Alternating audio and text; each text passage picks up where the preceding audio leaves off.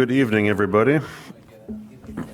This is the November 12th, 2025 public hearing of the Land Use Commission. The zoning ordinance directs this body to hear applications for map and text amendments, special uses, major variations, plan developments, appeals of the zoning administrator's decisions, as well as to make recommendations regarding the city's long-term planning goals and objectives.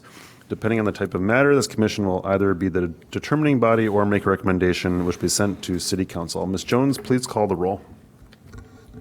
Commissioner Aravallo? Here. Commissioner Berlin? Here. Commissioner Harris-Ferry? Here. Commissioner Johnson?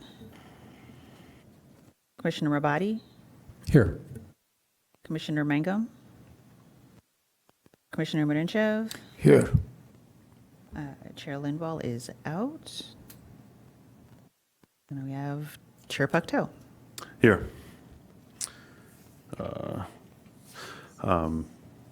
Assuming we have a quorum, we will now proceed. This is a formal hearing, and there are rules that govern these proceedings. Anyone who wishes to address the commission on any matter on the agenda will have the opportunity to do so at the appropriate time. I'm going to skip the large portion of my opening statements, seeing as we're likely not actually going to talk about a case tonight. And actually, the first thing I would like to do is entertain a motion to amend the agenda tonight to talk about new business first.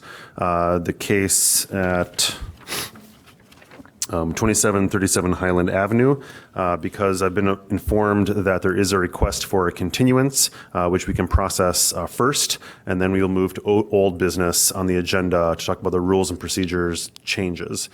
So can I please have a motion to do that? I motion to have new business first. Second. All those in favor? Aye. Aye. All those against? Okay, hearing none, we have modified the agenda to do that.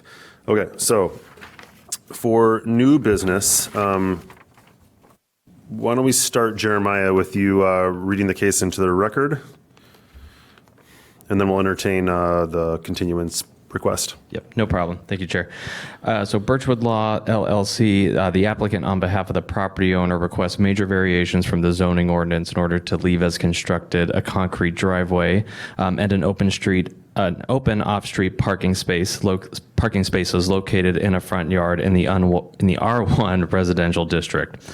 The applicant is seeking a variation from sections 6-8-2-12, which prohibits on-site parking from crossing a front lot line when open access to an alley is present.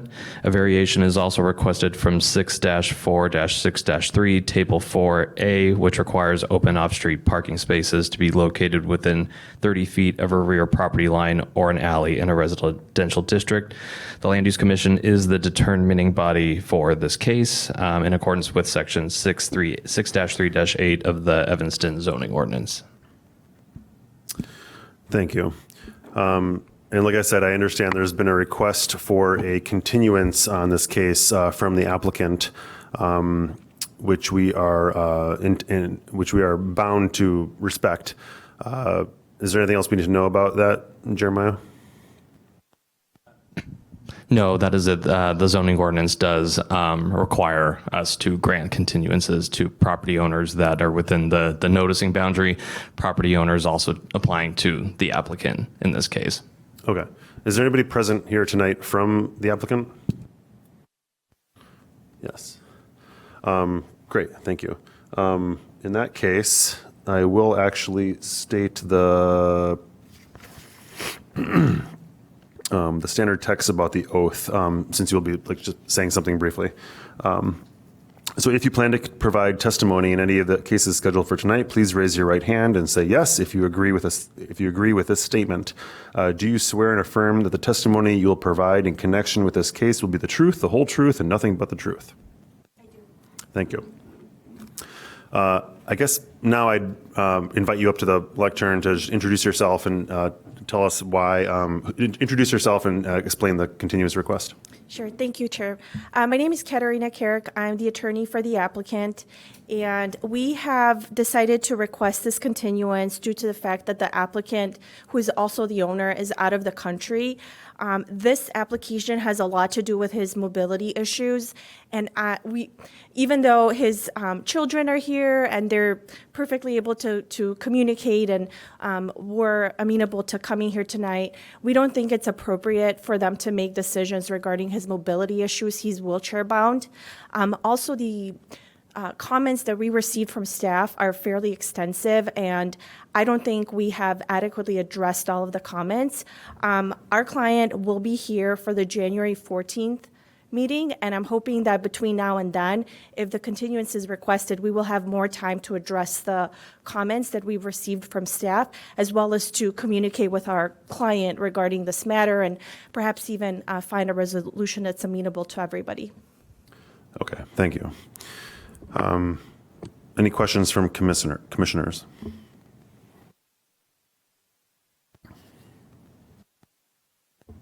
Was this trip planned in advance? It was, and we had filed this application in July, and we just didn't know on which date the hearing would fall. And so, we initially thought maybe the kids could handle the hearing and communicate with us, but we just received extensive comments, and I just don't think it's appropriate to not have him present. And if even if the commission is amenable to some conditions or something of that sort, due to the mobility issue being such a big part of this application, we want to make sure that he's here for that. Okay. Any questions? I do. And that's the date in January is when he will be back, or is he back before He's that date? back, he will be back before, but we have the holidays, and I don't think the commission is meeting on Christmas Eve. And so the other dates just did not work. Staff is also supportive of that date too, just because if they are preparing to review staff's comments and their packet with their client, and they are amenable to making changes to the property, coming up with an alternative solution, et cetera, we would like enough time to be able to look at that holistically, also send it to Public Works for review, since this obviously has major impacts to the right-of-way. And I think that January deadline, obviously knowing also that the holiday schedules are coming up, is in alignment with us, and that would give us enough time to be able to provide that feedback back to you guys if changes are made. Okay, thank you. Is there, so I'm hearing that the reason for the request for the continuance is to, of course, have the applicant present and have an opportunity to review all of the information that's been submitted in the packet, presumably that they just found out about, to the January meeting, which is, January 14th? Is that correct? Okay. Okay, so per our rules, which we're going to discuss in the second half of this meeting, we are obligated to grant this continuance to the next January 14th meeting. Can I please have a motion to continue this case until then? I move to continue this case on January 14th. Second. All in favor? Aye. Aye. All opposed? Hearing none. Okay, that passes. That motion passes. So we will continue this case on January 14th to that scheduled meeting, and we plan to hear it then. Thank you. Thank you very much. Okay, moving back to old business, the Land Use Commission Rules and Procedures update. City staff has been hard at work coming up with revisions to our operating rules and procedures. Jeremiah, can you introduce that for us? Yeah, thank you, Chair. So at the October 8th meeting, staff met with the Land Use Commission to review and go over the Land Use Commission's rules and procedures, just in order to update them, make sure that they're in alignment with current other city codes, policies, and just make sure that they're also in alignment with what the commission wants, and then also just to clarify some of the aspects of the procedures in our public hearing processes. after that meeting, staff took the feedback from the commission and incorporated that feedback into the document that's in your packet, which is a redline version of the rules and procedures. We can go through those however you guys would like to tonight. And we are hoping at the end of this meeting that the Land Use Commission can either adopt as proposed or we can go through, make specific changes and adopt them based on those changes if necessary. So happy to proceed forward however you guys see fit, and definitely open to hearing feedback and any additional comments, suggestions, etc. I do have the document pulled up here so we can all kind of follow along. My preference would be to kind of go through each change one step at a time, and to give all the commissioners an opportunity to read and digest one final time and then discuss it in chunks. So maybe just take us through each revision in order. Sure. Can I ask one question before we start? I apologize. I missed the October meeting. I had surgery on October 6th. So I wasn't acceptable. there. Thank you. So in terms of the edits that we're seeing this evening, as I reviewed them, I was like, oh, I can imagine where this might have come from. And then I was like, oh, I wonder where this came from. So I'm just curious to know, how did it end up that what is in here is in here? Was it a mix of based on what staff has observed, or this has been on the docket to review, or commissioners asked for these changes? Yeah, kind of a mix of both. So before the last meeting on October 8th, staff kind of went through the rules and procedures and identified certain things that we felt should be addressed or updated: virtual participation, continuance requests, and some other items that we felt like needed to be updated. And then when we brought them to the commission that was present that night, we presented sort of our findings, but then we also kind of did the same thing. We went sort of section by section, discussed sort of our findings, and then also incorporated ideas that we received from other commissioners that night as well into this document. So this is kind of both. It's sort of identified like the sections that staff thought needed changed, and incorporating pieces from the conversation that were part of that night. But in like we typed the document, or typed the red lines, obviously. But Yeah. Yeah. I'd like to second that. So like staff has had a running list of things they've been meaning to improve. When they presented all that to us at the last meeting, they said all that, plus commissioners had an opportunity to say, actually, plus all this, things we're thinking about. And staff took all of that themselves, worked on these revisions we're about to see now, and are presenting to us for our approval. Thank you. Okay. So the first section that was amended is the section dealing with virtual participation. And really the intent of these changes was to allow virtual participation in the Land Use Commission meetings, as similar to like we do in most other boards and commissions and city council at the city. And then making sure that what we put in these rules and procedures aligns with the requirements and rules set by OMA. So the language that you have before you is essentially to establish that. Do you want me to, does it help if I read it, or? Maybe we can just take like 60 seconds and make sure that every commissioner has an opportunity to like reread and digest exactly what's there. Yep. We're talking about the red line edits on page 13 of the packet, right? That's one chunk, right? Okay. Correct. Yep. So why don't we take a moment to make sure everybody fully digests that, and then we'll discuss.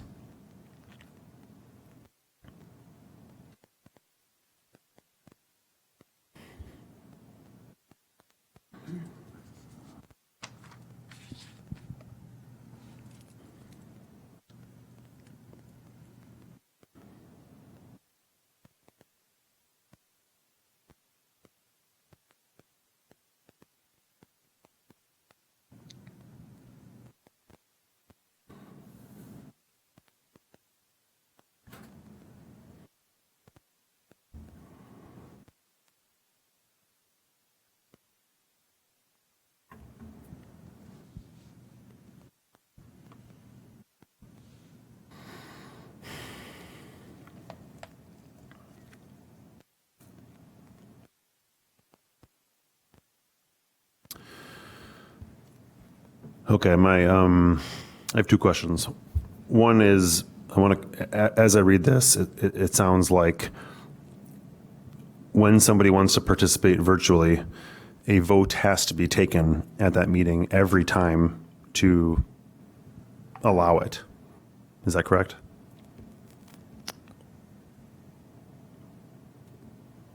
Are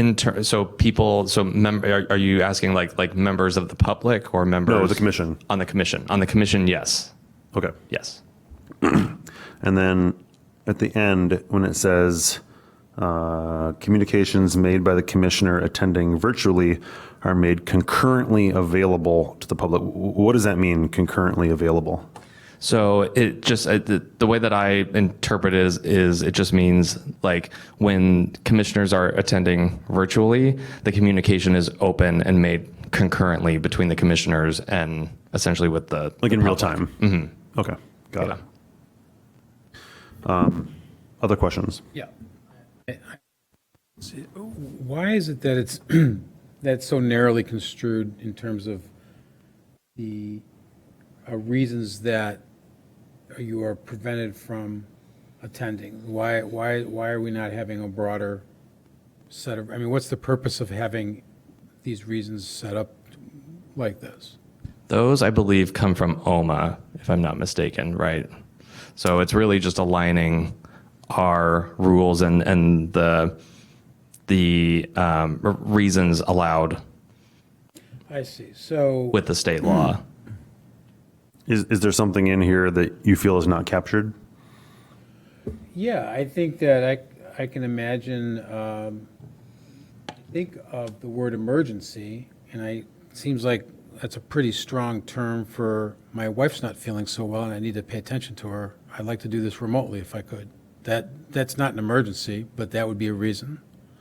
Or I'm out of town for personal reasons and I want to perform my responsibilities, but I'm not physically able to, and it's not, it's not because of my employment or it's not because of a family matter. It might be because I'm somewhere else. Might be I have a, well, I don't need to go into my world, but like, let's say I was at another location. Well, it says absence due to employment purposes. Yeah, travel for employment purposes would be acceptable. And then a family or other emergency is covered in there too. I know other emergency is definitely a broad statement, but I think that's intentional. How about like if we could make it family matters being one or emergencies being two? Because then that leaves room for interpretation that would be a non-emergency but family-related issue. You could say instead of unexpected child care obligations, you could say unexpected family care obligations. Well, it may not, I would recommend that it just follow the Open Meetings Act language. The language is broad enough that a lot of stuff can fall into what's written here. I don't think it needs to be parsed down to, such fine detail. I think it's intentional that it's kept that way. And just having it track with the Open Meetings Act is the recommended course of action from law's Okay. perspective. Okay. thank you. Does that satisfy your concern, Darush, about? It doesn't have to satisfy my concern because we have to follow the Open Meetings Act, so that it explains it, and I'm. Well, we have a strong recommendation to just follow the Open Meetings Act language. I would adhere to that. I want to make sure that you feel that the language as written covers the kinds of things that you might encounter, or anyone might encounter, and feel good about that. I mean, personally, for me, there are going to be one or two instances where it wouldn't, but that's one or two meetings that I won't attend, and it's fine. We don't need to reinvent the wheel here. I was just curious about where the genesis of this is, and council attorneys explained that. So, thank you. Okay. Other questions? Yeah, should there be a timeline by which we need to make notice that we'll need to be online, or the Zoom link's just always available? Or should we say, 20 minutes before the meeting you have to say if you have to be online? Yeah, I mean, albeit something in state law that I'm unaware of, but we can definitely add something into the rules if you guys want to. And I assume you could, make notice to the secretary. Probably, maybe makes the most sense. I just don't know if that would be helpful. Like, is that something we should add, do you think, or it's fine as it is? It might be helpful in a way, just because we do still need to make sure that we have an in-person quorum present in order to continue. Right. Yeah. That we would need to somehow make notice that we need to be online that night. I mean, unfortunately, the hard thing is that, I mean, with when emergencies come up and things like that, I mean, it's hard to predict some of that, and 24 hours notice may not be realistic for something that just Right. happened hours ago, and Or God like forbid an that hour happens. notice, or I'm trying to understand what is the concern? that suddenly most people are anticipating being online with nobody needing to say that. And then we come here and there's not a quorum in person with most people anticipating being online. So in that case, if someone had to make a last minute decision to attend virtually, Could they send an email they would. to let someone know they need to be online? I think we all understand, though, as commissioners, that the assumption is you're going to be here, and if not, if you're going to do it remote, we'll let you know. Is if we have to change our, because I feel, I mean,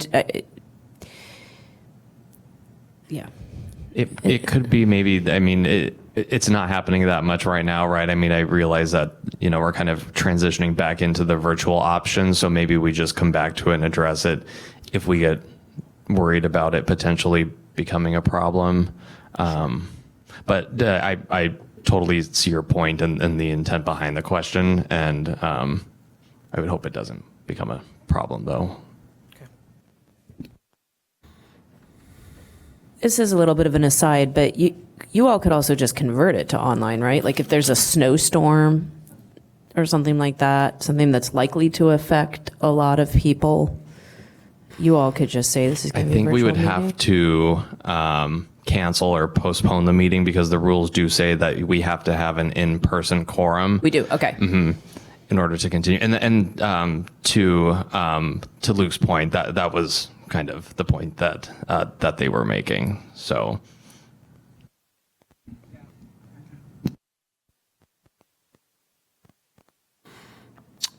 Okay, other questions? Hearing none, can I have a motion to accept this change to our rules and procedures on this page? Oh my gosh, you guys, it's always me. I move to accept these changes. Second. All those in favor? Aye. Aye. All those against? Hearing none. The changes on page 13 of the packet are approved. Thank you very much. The next change I see begins on the bottom of page 14. So here we get to continuances. The continuances in the rules and procedures are kind of broken out into two sections, so we'll probably kind of talk about it in two different areas. But why don't we, I guess, kind of like you guys did before, take a second, read through them, and then we'll discuss. So this is for section 6, beginning on the bottom of page 14, continuing about a third of the way through the next page. Correct. Okay, go for it.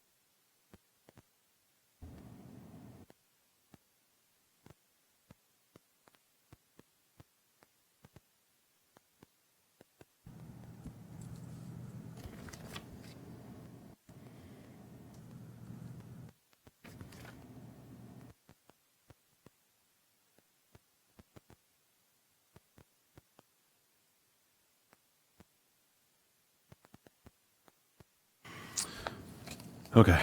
People need more time? Okay. Two questions. Yep. One is, I'm a little confused by how actually both paragraphs say that the continuance is only allowed to be requested during the public comment portion of the hearing. 20 minutes ago, we just had an example of not that, where someone, we didn't have public comment. It was simply the applicant, making their request for a continuance. Is the wording as written here too restrictive?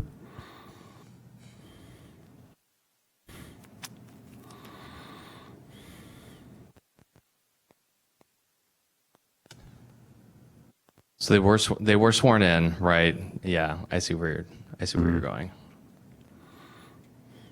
Because right now we have two paragraphs, and the difference I see is that one is about property owners and one is about a person with legal interest in the real property, Yep. right? Yep. Whether or not we need two paragraphs for that, I don't know. But either way, both of them are in the context of only making the continuance during a public comment period, which I'm not sure we need that. I'm not sure that's required, right? I guess I'm trying to find a route for the applicant, which is a common occurrence, to allow them to do that. Yeah. I mean, it definitely, and let me know if you disagree, it definitely makes sense, like if in situations where members of the public are requesting continuances, right? We want, Right. like we had a long discussion of that last time, and Right. we want to be able to continue the public hearing that night, accept the continuances, and then close the public hearing and continue it to the next meeting, and only focus the next meeting on those continuance requests, right? But you're right, from the standpoint of when the applicant is requesting it, and in both two recent examples, we kind of did it the same way without opening up the public comment. So we are probably being too restrictive when it comes to that situation. Yeah. So it sounds like we're not gonna, I don't want to wordsmith tonight. Yeah. But it sounds like a change we need is one paragraph that addresses what the applicant is allowed to do, and then another paragraph about what about members of the public are allowed to do.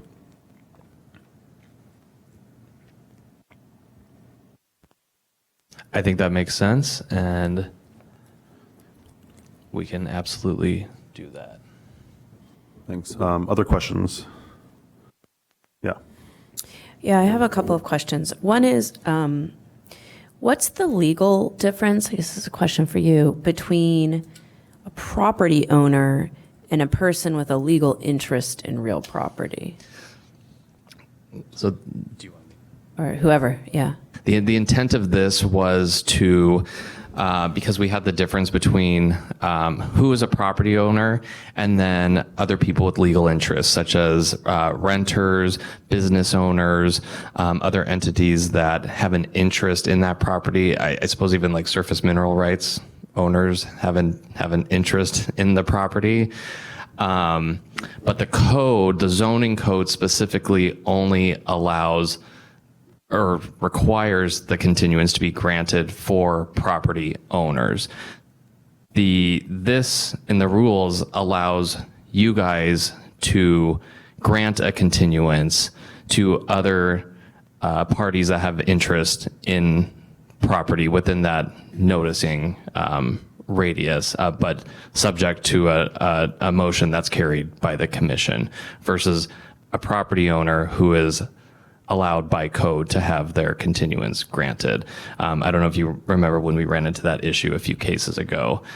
This is to help sort of solidify what is and isn't allowed as it relates to that issue. So I think in that case, there was a concern potentially about renters being allowed to Correct. file continuances. Are Yep. renters still given the option to file a continuance the way this is written? Yep, they are allowed to file a continuance. The difference is that a motion to allow them to Yeah. have a continuance granted has to be made, seconded, and then approved.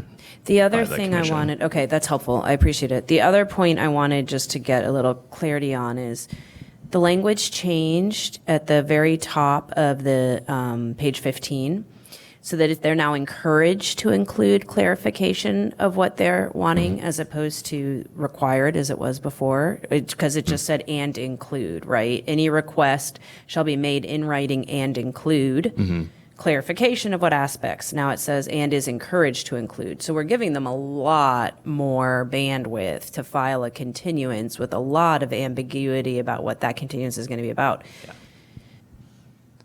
I have mixed feelings about that. I don't know if anyone else does or not. On the one hand, like, I'm a really big believer that people in the community have a voice. I really believe that. And so I don't want to make the continuance process harder than it needs to be.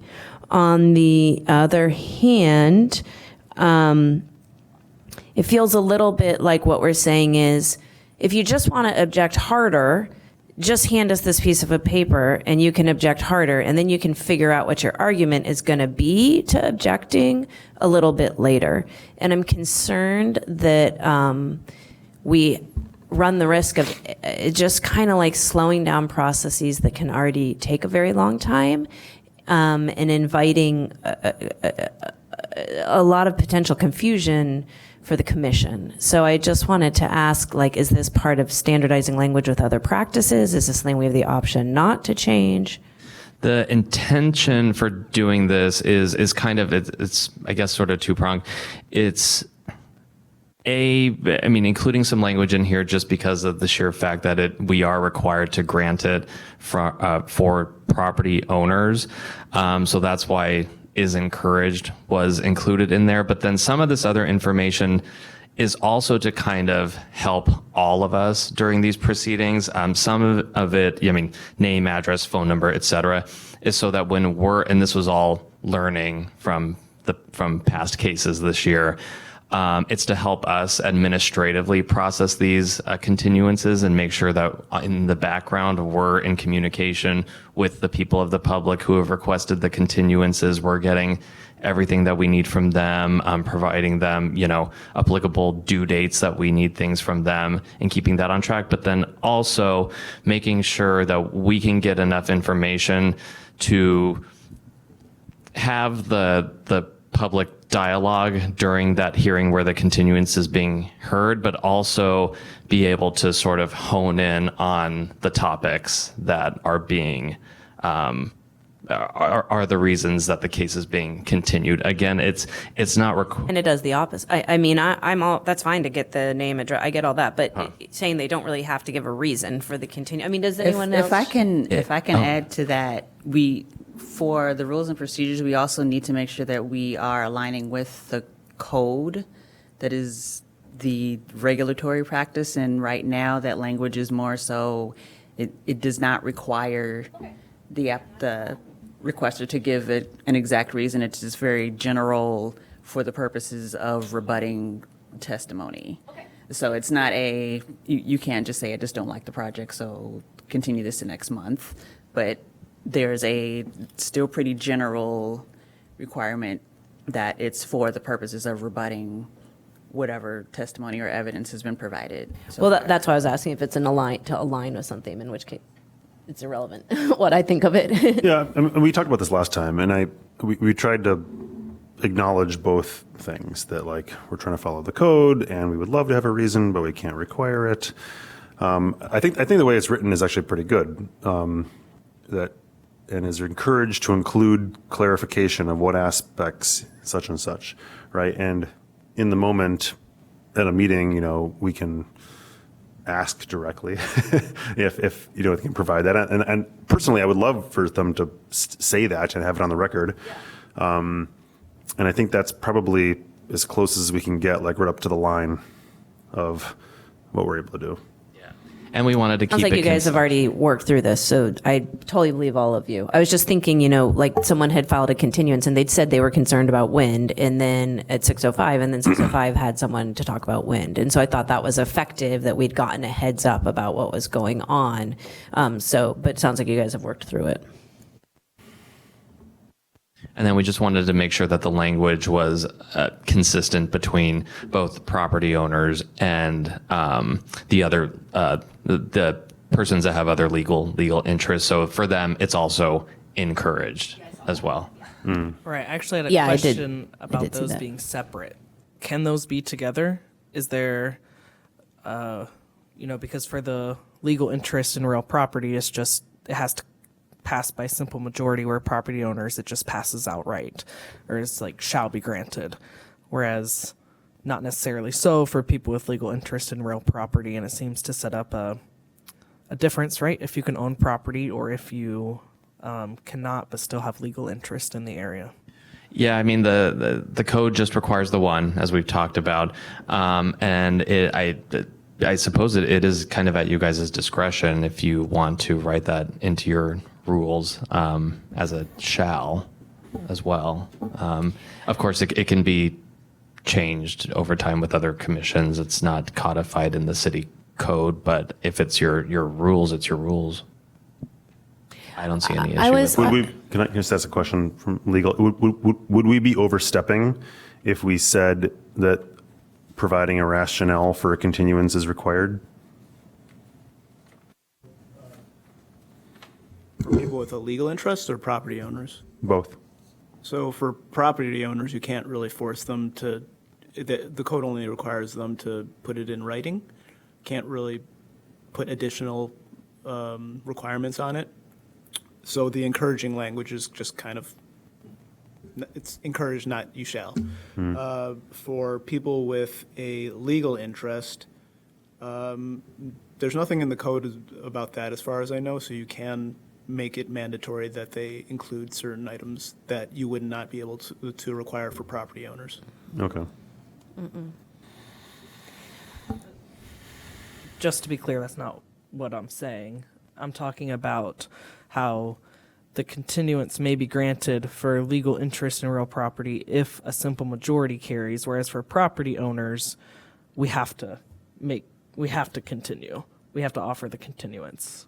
It has to be granted. I'm talking about the last sentence in each paragraph. I've been thinking about that too. Like, is it discriminatory against, is it making the process harder for people who don't own property? Right. Yeah, I was, To see those the same across the board.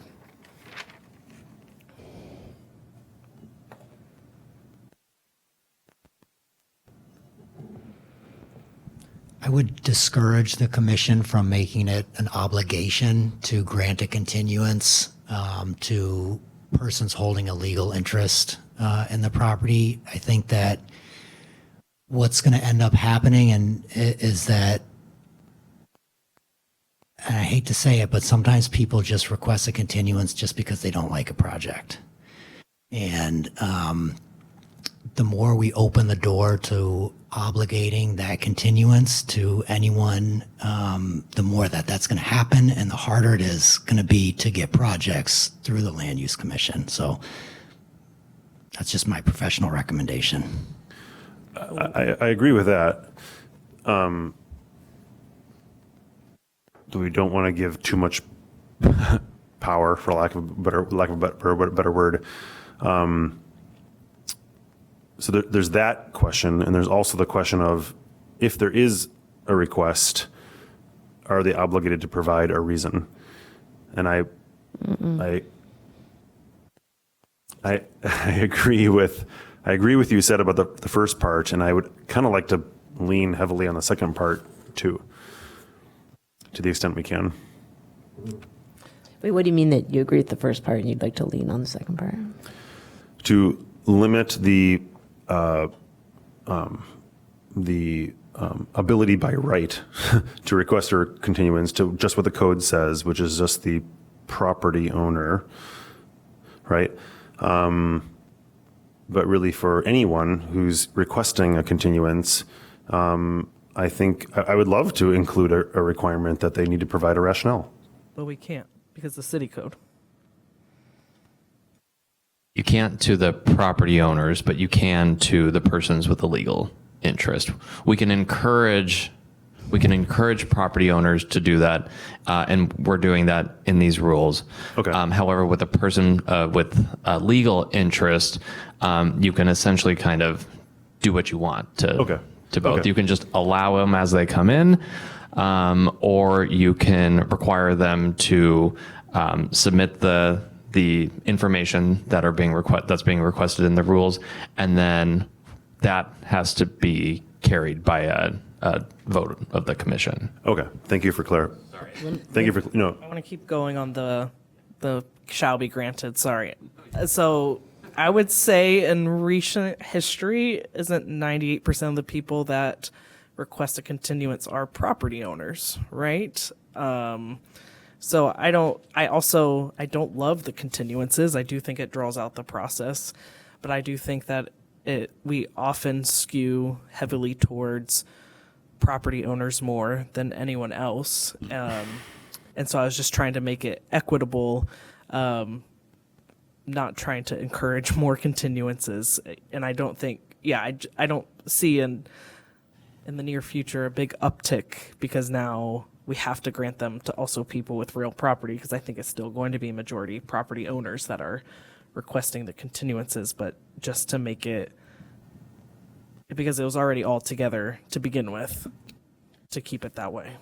I'm not clear on that. I mean, if you looked at Popeye's Chicken and you looked at 605 Davis, there are plenty of examples of people who are not property owners who had concern that could come forth and request a continuance. In fact, there was one lady, I remember, she was a tenant. She was saying, if you approve this, I have to move. I can't stay here. She was a tenant inside the building that was contiguous with the site that was in question, that was the proposed site. So I'm with you about making it equitable, but I think that I do struggle with the idea that anybody can say, let's continue this and not give a reason. There seems to be something material. The privilege of ownership shouldn't extend to you the privilege of silence. I think you have to be able to, you should be explaining why you're obstructing the process. And I'm not sure why that's not. And I would say too, we could, as we all are planning for next year, to restart the zoning code, this is definitely something that we can highlight and have more discussion on in the future, and whether or not it makes sense to keep that code language the way that it is. I completely agree with you too. I see the inequity in it. Staff sees the inequity in it. But to Sam's point, it does kind of create this sort of double-edged sword, unfortunately, and I think we would prefer to change the code if that was supported by the commission than the city council too in the future. Okay, so I'm hearing that there needs to be, in this rewrite, there needs to be 3 paragraphs. One for what the applicant can do, one for what property owners can do, and one for what folks with a legal interest can do. And by legal interest, do we mean still in that, 1,000 radius? And it's dependent on the application type, but Okay. anywhere from, it'll be anywhere from 500 feet to 1,000, depending on the type of application. It's different for PDs and special uses. Okay, so let's In the notification boundary. Let's allow that rewrite to happen, and then we can comment further. Okay, moving on. Page 16, the bottom of that. Yeah, I have a question about that. The 24 hours, would it be better to have 1 business day or 2 business days? Because the 24-hour period, I mean, we're not open for business on Saturday, so if this is, something's present, I mean, is Friday not a day of work that we would be running into that, or no? We as staff, we're okay accepting their presentation just 24 hours. It's really not a big deal for us. I mean, we prefer to have it sooner than that, but so long as they get it to us with enough time to, look through it really quickly, and just get it loaded down here, 24 hours is adequate for us. Yeah?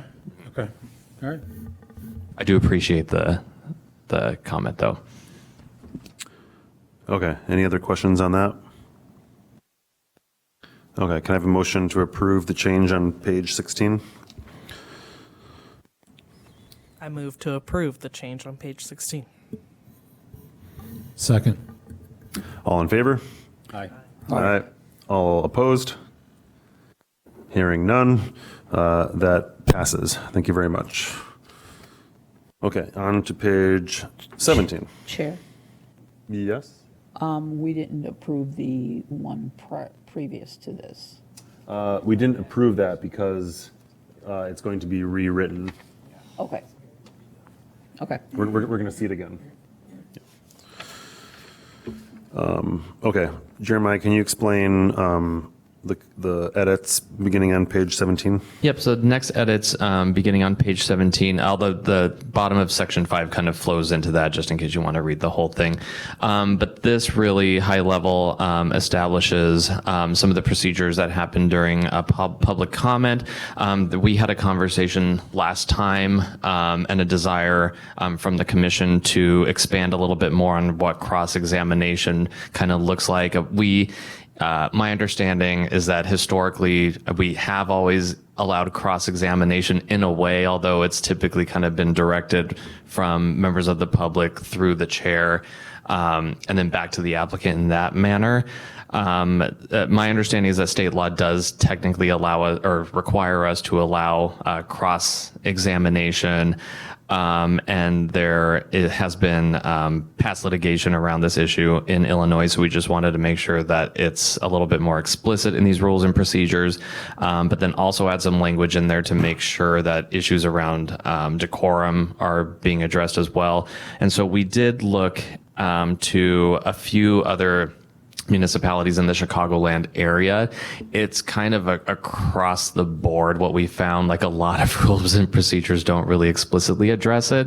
And some, in my opinion, probably just put too much in their rules and procedures as it relates to cross-examination. So the language before you essentially just establishes that cross-examination is allowed, decorum must be maintained, and then it provides some factors to consider when people are cross-examining each other. I will say that some of these in practice are probably hard to enforce from the perspective of a chair. For example, number 1, which says the matters that are subject to cross-examination must be factual and not merely personal opinion. I get it. You're not going to be able to fact check from the dais, but the intent is just to provide a little bit more clarity as to how this kind of should operate. Realistically, though, you're not going to be able to always decipher some of this stuff. Okay. Let's take 60 seconds and everybody make sure that you read thoroughly the edits on page 17.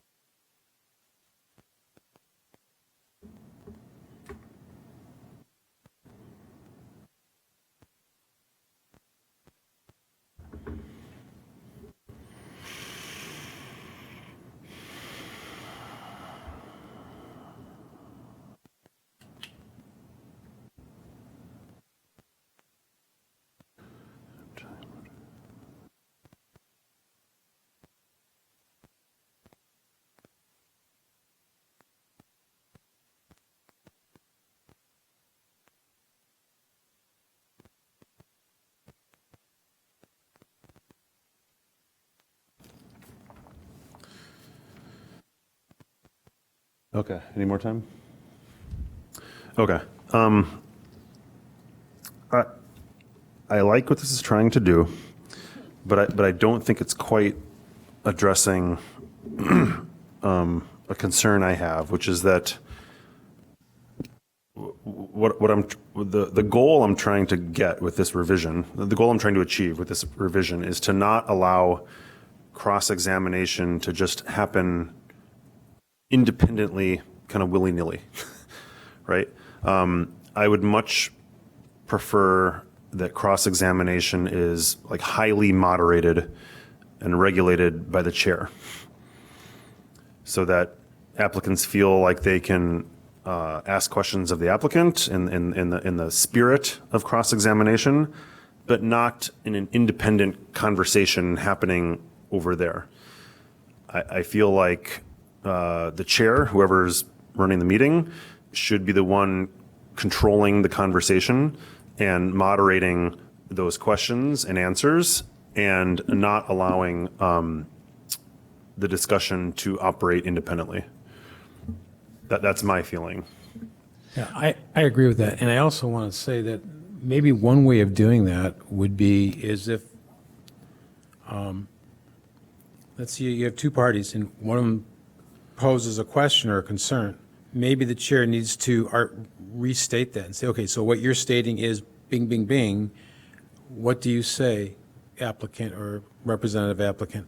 That way, I mean, there was several instances during the 605 cross-examination where there was an attorney and a citizen, and the attorney was like, are you an attorney? Where's your law degree? That kind of, it was very bombastic and it was inappropriate. And so I feel that maybe there's a way to send the signal up this and we send the signal back, you know? Yeah, I think there is a way. What Max was. I think there is a way. So I would suggest language that says all comments during cross-examination need to be directed at the chair or be directed to the commission, right? No, to the chair.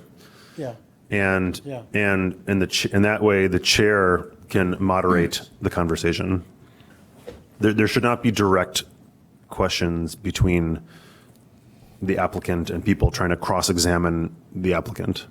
Well, and to that point, I was just going to say, sorry.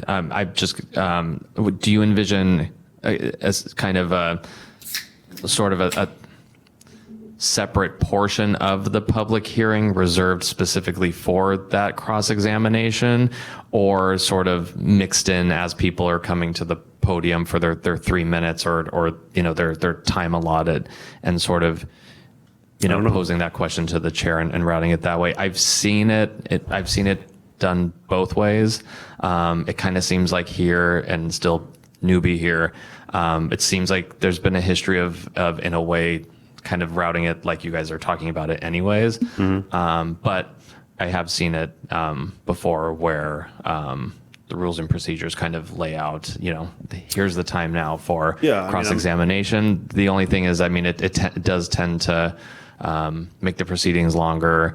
There's some places get into the weeds of like, okay, if you're going to cross-examine, you need to sign up by this day, and make the secretary aware of your intent to cross-examine. I don't know if there's a desire to go as far as doing that, but just throwing it out there is all. Yeah, I mean, we typically don't segregate public comment by people looking to talk who have a legal interest in the property versus everybody else. We just kind of let everybody talk, right?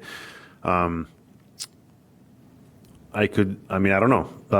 One solution could be if someone can identify themselves as someone with legal interest in the property, they can identify themselves as such and then say, I have a specific question that I want to have addressed to the applicant, and they can state that to the chair. And then the chair at his or her discretion can then relay that to the applicant either in the moment or at a designated time later in the meeting, however the chair decides to run the meeting. But in that manner, rather than directly. Well, I have a thought about that. Maybe instead of trying to create a rule book for the applicant and the candidate, maybe we create a rule book for ourselves. Maybe the chair needs to let this thing happen and be very firmly aware of where it's about to go and stop it when it gets, say, hold on, that's not what we do. If you have a question, because a lot of times citizens, they come up and they want to talk and they go on and then they eventually get to a point. If somebody's on the other side listening to that, he might interject and say, wait a minute, what are you talking about? And all of a sudden it gets all muddied up. So maybe what we do is maybe have some suggested rules for the chair to say, please stay on message, please let him finish, respond to the question. I mean, we don't need to I don't know, my original idea about ask the question, we'll re-ask it. It maybe that might actually make the meeting go on forever. So, I'm just thinking that maybe we can trust that these are adults that just need some guardrails once in a while. No. No? Okay. I mean, I think I'm going to be optimistic here. Sometimes it does help at the beginning of the meeting, even just for the chair, whoever it may be that night, and just kind of their introductory remarks to make a statement about, all questions, comments, et cetera, need to be directed to the chair. I know not everybody's going to listen to that, especially if they've been used to a certain type of, but then it really is up to the chair then to lean on that and to be, trying to bring decorum back into the room. Another question, is cross-examination actually a requirement to allow that? Do we have to do that? My understanding is that it is. It is. Yeah. Okay. I'm wondering if we can also, and I hear the point that we only have so much control. I'm wondering, I feel like what happened in a cross-examination we saw was, that there was this sense of we're suddenly in a courtroom. And so I'm wondering if we can remind people we're not. It is not a cross-examination. Can we say cross-questioning, and can we be you cannot both be at the podium at the same time? Someone can ask a question, let's keep the temperature down, sit down, you can come up, you can respond. Is it inconvenient? Yeah. Do you feel maybe you're in third grade going back and forth? Yeah. But I think there was so much heat, and it got almost litigious in a way that felt, maybe we need to remind them we're not in a courtroom, you're not a witness, you're not, I don't know. I know it's just language, but I'm just trying to think if we can set some parameters. That's definitely one challenge with any of these types of hearings, right? I mean, they are a quasi judicial type of hearing. That's not, it's not a courtroom, but they are kind of required to run in a similar fashion. I'm not an attorney or anything related to that, and also kind of similarly, their findings of facts are supposed to be presented. You guys are required to make findings, and I think that no matter where I've worked, that's always kind of been the hard part, is balancing is balancing that without, and just trying to make sure that you're also not walking on the lines of impeding people's right to speak at these hearings. But I think that we can come back to these and definitely re-examine them and try to put in some stronger language that help keep decorum. We can see what we can do to try to funnel it through the chair in a more organized fashion. Can I raise a totally different point on this edit? Okay, so we're still on the same page, but going down to the paragraph that starts at the chair's discretion. So I think it's the third paragraph in this page. There's the sentence added that begins, additional time may be granted to the designated speaker, depending on the size of the group.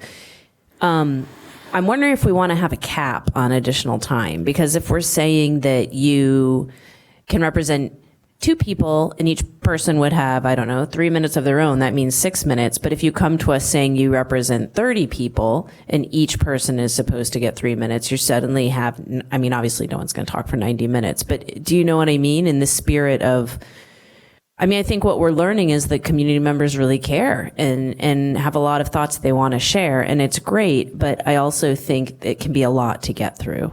At some point, you should be able to say what you're going to say in some capped amount of time. Do you know what I mean? Especially if we're saying kind of like each size of your group informs how much time you get. Sure, but it already kind of implies that the amount of time is at the discretion of the commission to give the speaker time.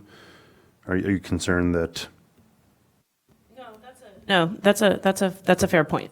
I didn't at the chair's discretion, time not to exceed 10 minutes. But okay, it sounds like it's better covered than I thought. I apologize.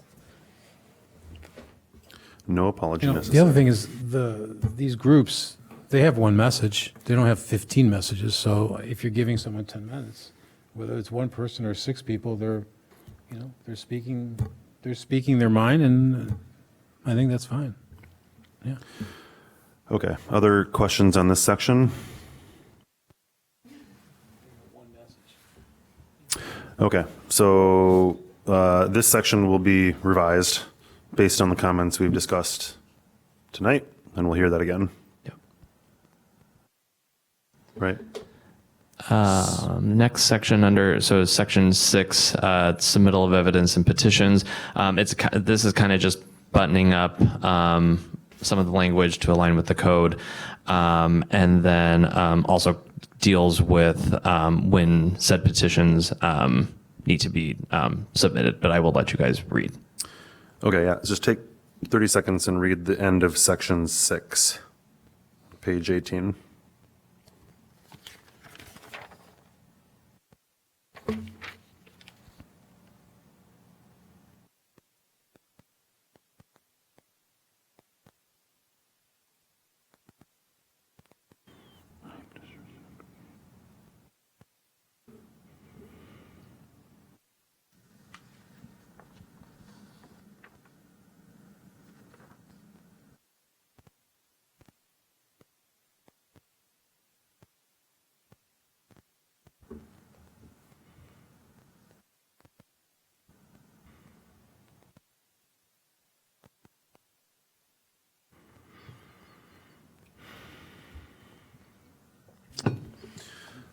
All right, any more time?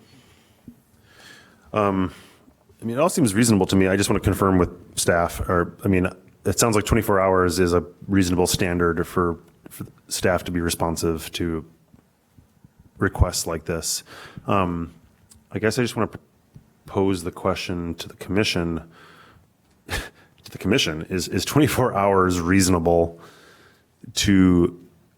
is 24 hours a reasonable expectation for us to receive and to read anything that comes our way within 24 hours of a meeting? I will say that this would be public comments that we've received between when the packet went out on Friday and the hearing, just so that's clear. But I get it. In the instances of controversial projects, who knows?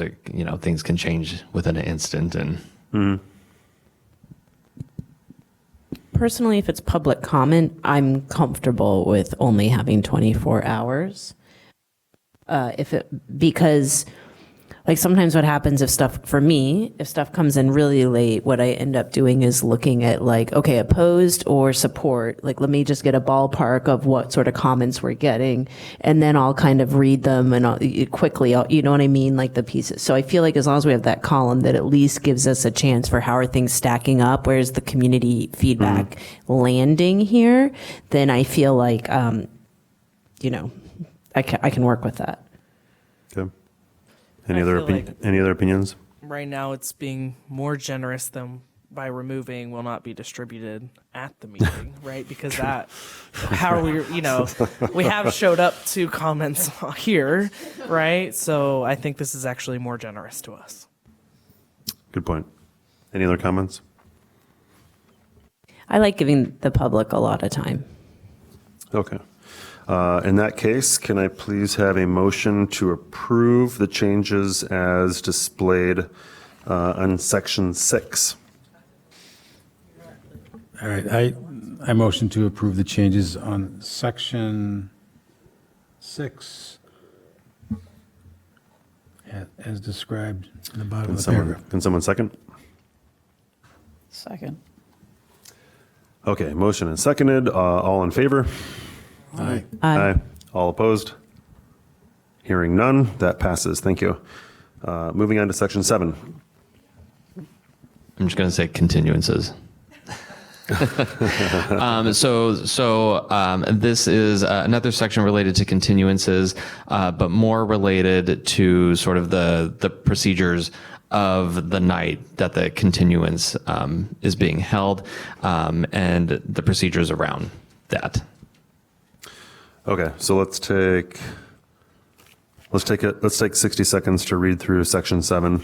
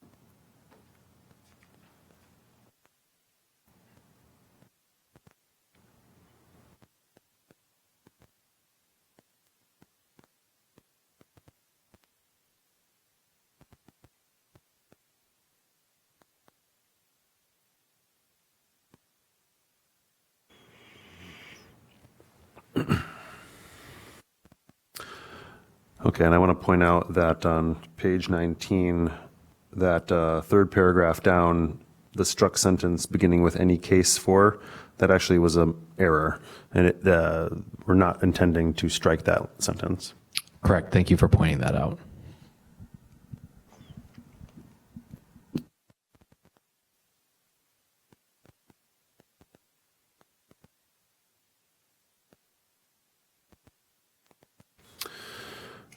Okay, any comments on this? Personally, I think it's really good. One part I did not understand, and it says, any person who has had a continuance granted may rely upon other members, et cetera, unless they are testifying as an expert on behalf of a person who had a continuance request approved. So if it's approved, why are we having any comment at that point? I didn't understand what that meant.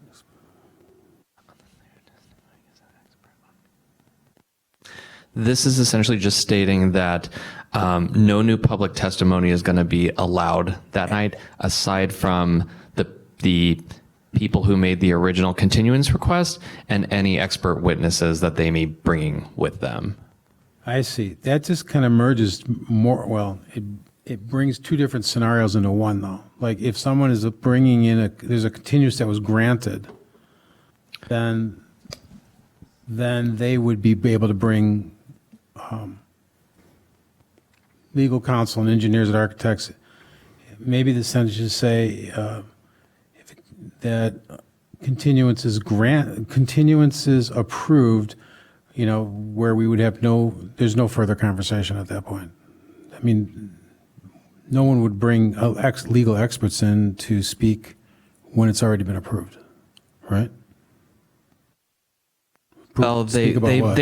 if the continuance request has been approved, so if the continuance request has been approved and moved to another hearing, the project hasn't been approved yet. The continuance has, but someone who requested a continuance may ask an attorney to present on their behalf or provide. I'm misreading it. I'm reading it that the requested continuance was approved as opposed to a continuous request approved. I'm reading it. I'm being dyslexic here. I'm reading it backwards. So yeah, okay. It's past 8 o'clock, so it's understandable. That's not the reason. Yeah. Thank you. All right, other questions? Hearing none, can I have a motion to approve the changes in section 6? I move to approve the changes in section 6. In 6, this is why someone Talking else about needs to section do 6 this. or section 7? Sorry, Section 6, 7. 7. I'm sorry. I seven, move seven. to approve the changes in section 7, which is request for continuance. Thank you. And I will second it gladly. Thank you for that clarification. All in favor? Aye. All opposed? Hearing none, that is approved. Thank you. Okay, moving on to section 9. Section 9 is just providing some additional sort of rules and clarification around what happens during the commission's deliberation and what you all should be judging your discussions based on, having those discussions based on.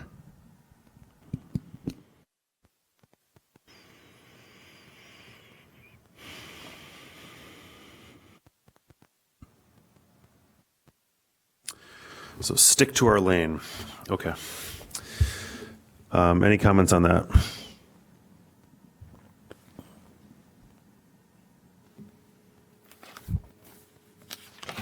I move we approve the language in section 9 on deliberation.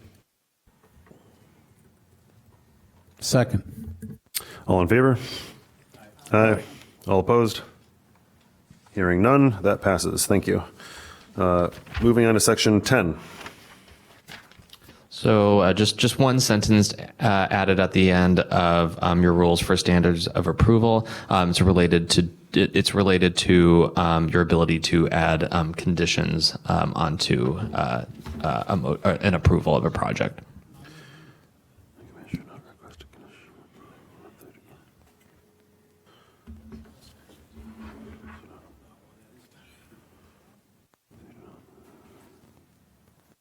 Yeah, this is important. Does everyone understand what this is saying?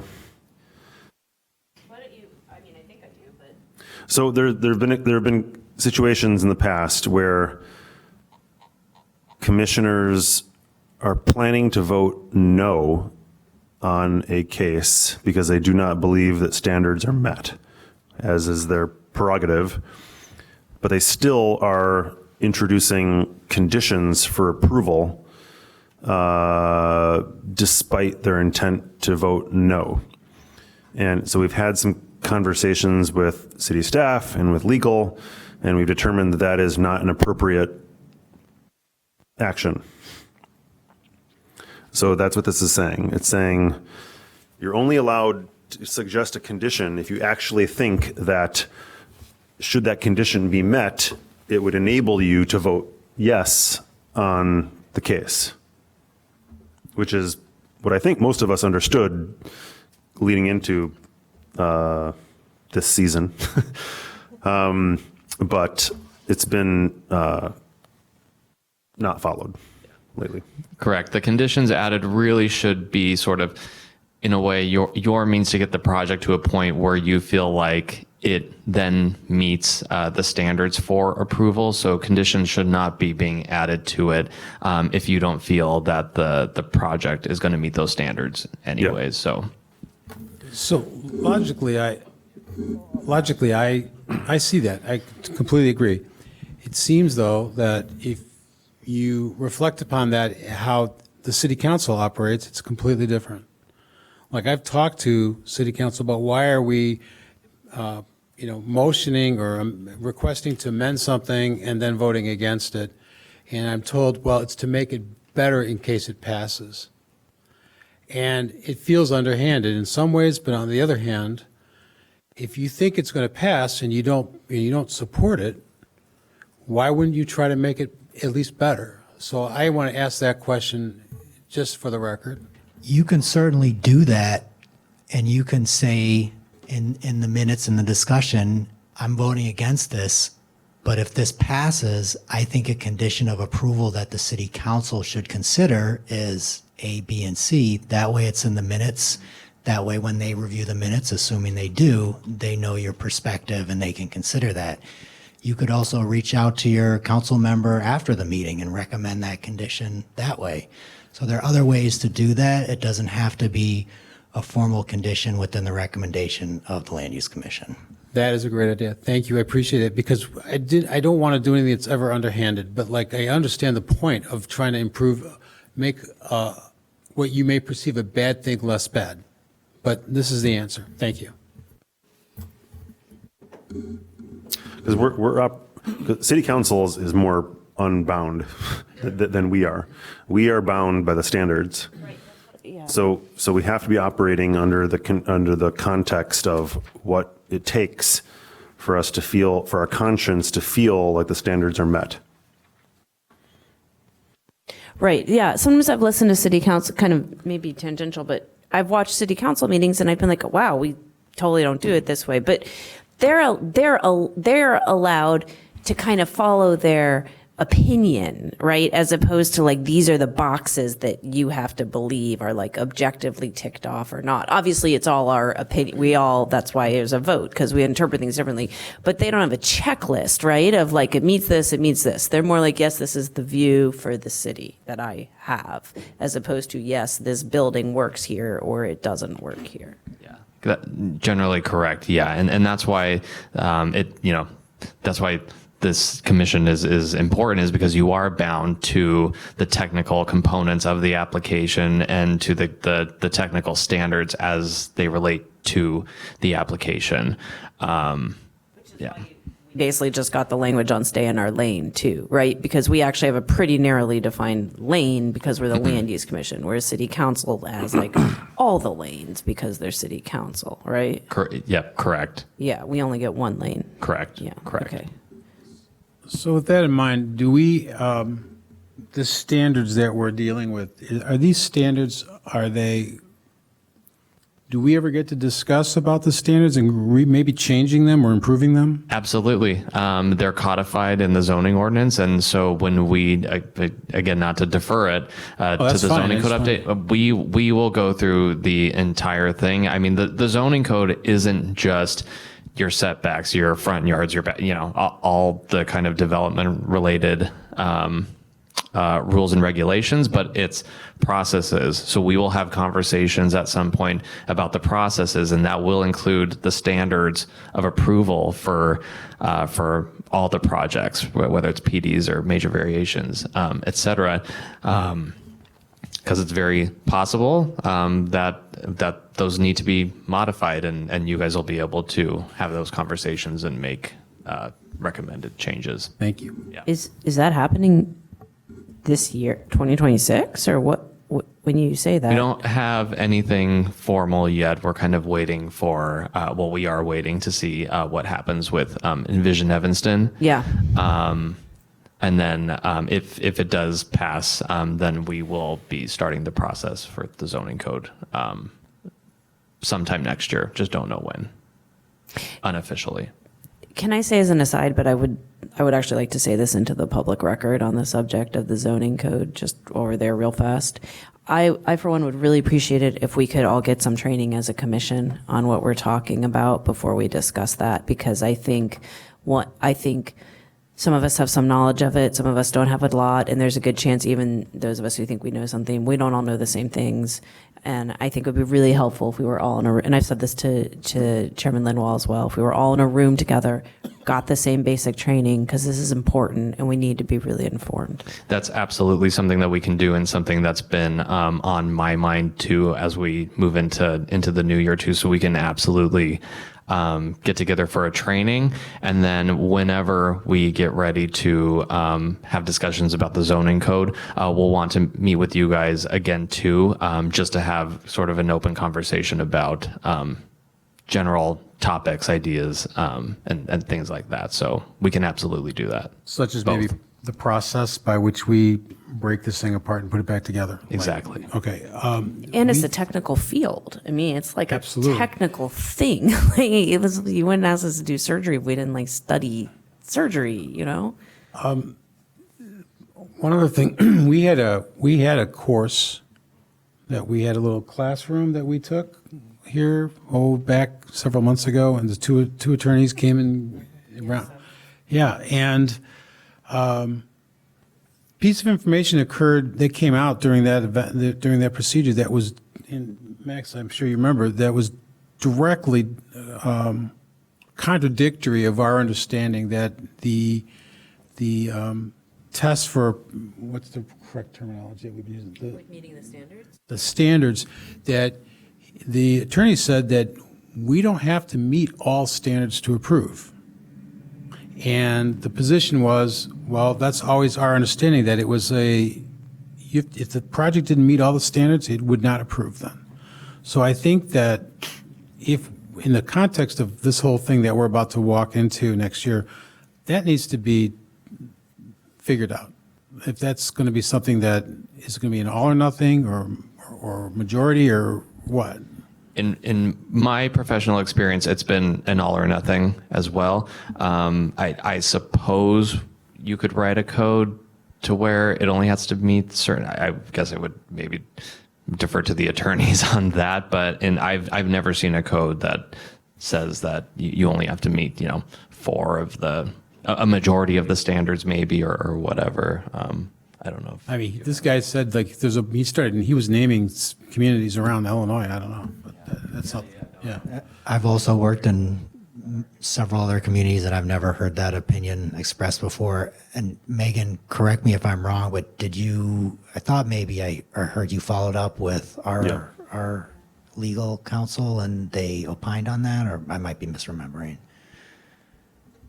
I would have to double check to see exactly what was decided, but there was definitely some misalignments there. I think the big concern is in the instance of potential litigation, making sure that there is consistency in how you look at the various projects. And each project has its own uniqueness, but there are generally going to be a lot of similarities with the projects. And the concern is when you get to a point of not going specifically by the standards, there's a little bit too much wiggle room, and there's a concern of not applying the code, policies, what have you, in an equal manner. Yeah. Okay. I only have one suggestion on the language. Can you pull it up on the screen? The top of page 20. It seems to me that the should be a shall. A commissioner shall not request a condition of approval if they do not believe such and such. It's not a recommendation. It's a rule.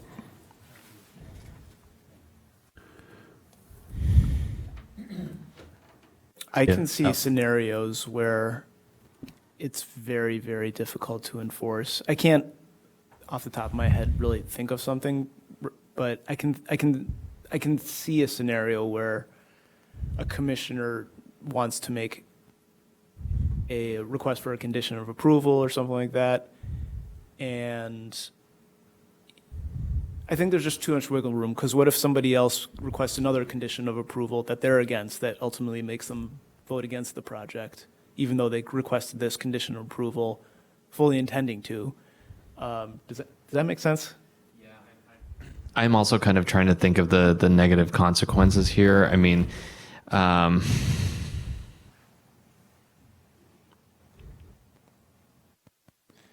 I think that you the could start scenario- getting. Oh, sorry, like I think 605 Davis, one of the commissioners, was requesting conditions of approval, and I think he straight up said, like, I'm not going to vote for this, but and in a situation like that where it's just so blatantly just like, yeah, I'm not voting for this, but I want to like shape the project, I think that this is sure, but I can just see scenarios where like somebody's not so forthcoming with their intention necessarily, and there's just like a lot of I just see a lot of gray with this. So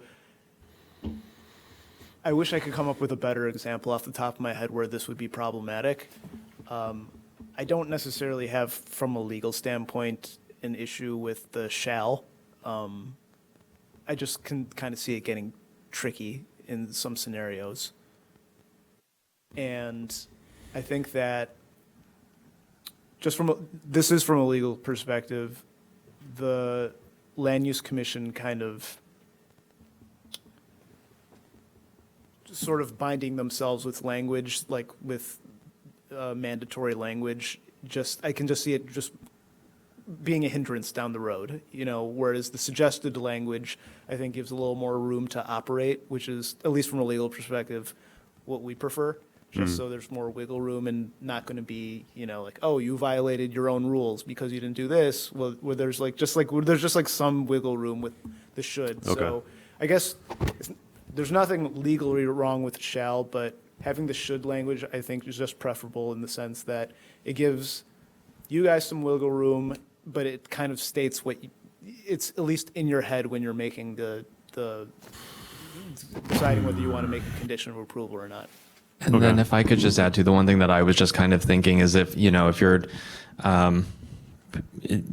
going through deliberations and someone, as each person potentially is making a motion to add a condition, are you then going to ask each individual commissioner then, okay, well, if you add this, then are you going to vote in the affirmative for the project? I mean, each time, and I mean, you could, I'm not saying you can't, I'm just kind of thinking of like, does that then become problematic from a procedural standpoint in the future?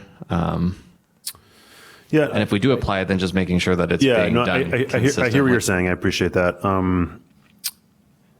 I feel like there's also an equal difficulty if we leave it as is, because as stated, and by allowing that wiggle room, then it requires us to like deal with it each time it comes up. And if someone does try to make a condition and they plan not to vote, then we also have to ask them in the moment, like, do you, you have to ask them what they're doing. Maybe this kind of gives you a little bit more of an ability to like ask the question if it is sort of coming, if you're kind of feeling a sense that this has kind of just been being added sort of like ad hoc with no reason other than, just to add it just in case it goes to council or for whatever other reason. Whereas a should might get you then into a situation where then you're having to ask the question of everybody who makes a motion to add a condition. Again, just thinking of sort of those consequences is all. And I totally am with you in understanding the conundrum here. Yeah, no, I hear you. Trying to figure out if there's a solution.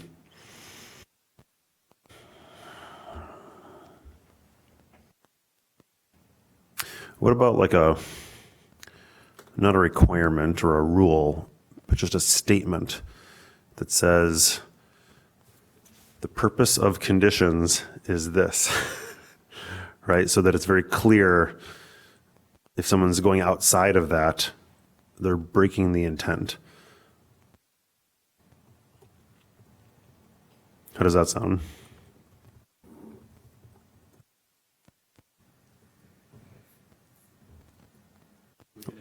We can explore the language a little bit further to try to beef up the intent of it, but leaving should instead of shall.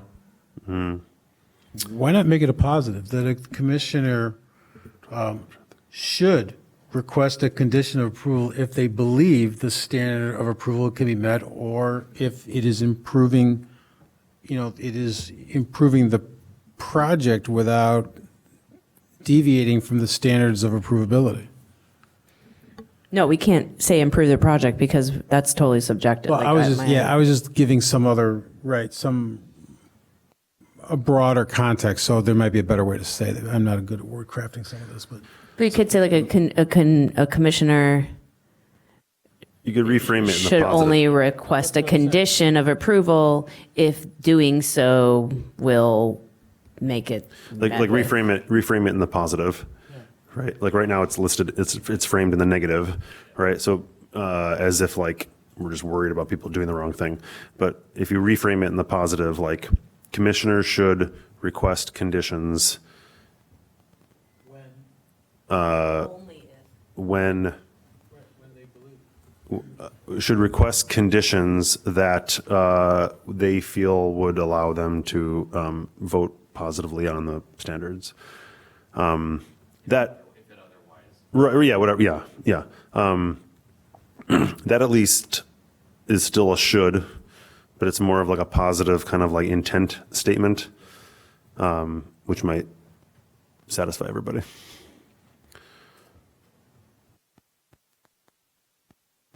Okay, cool. Can't do. All right, moving on. I don't see. I think that's it. This has Oh. this has me wondering about other shalls in the beginning of this paragraph. Sorry, that we have to describe in detail why the standard is not met. So we are required to do that as we go through the standards. We have to speak up. Yeah, that's our normal procedure. Is Okay. the chair goes through the standards and sets out their opinion based on their understanding of all the discussion up until that point. And then if any commissioner disagrees with the explanation of the chair at that point, then that's the opportunity for them to speak up and say and make that known. Right. Okay. Yeah. I mean, whether or not they have to say something, is that your point? Right. Okay. Like if you don't say something and then you vote in a different way. Okay, so maybe that shall should be a should. Right. So if someone wants That's a to good just sit point. back and be silent, but then vote the way they want, they should be able to. Is that what you're saying? Right. Like right. That requiring someone to speak and describe in detail. Yeah, I agree. That's also pretty unnecessarily restrictive. We also don't enforce, I don't think we enforce them. No. People definitely just say no. Okay, so the shall in the second sentence, that sounds reasonable. That should be a should. Yep. Yeah, good catch. Now moving on. I don't see any more red in the rest of the packet. Is that right? Correct. Okay.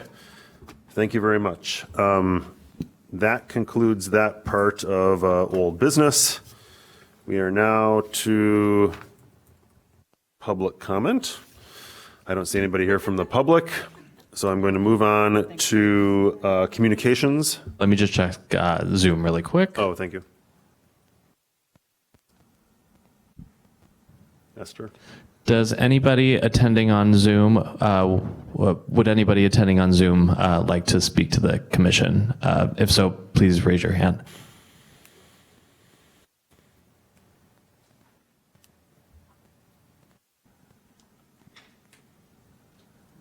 Okay. Okay. Moving on to communications. Anything from staff? No communications from us. We will have the final changes to some of the amendments that we discussed tonight available for your review for the December 10th Land Use Commission hearing. Wonderful. May I have a motion to adjourn? I move that we adjourn. Second. All in favor? Aye. All opposed? We stand adjourned. Thank you, everybody.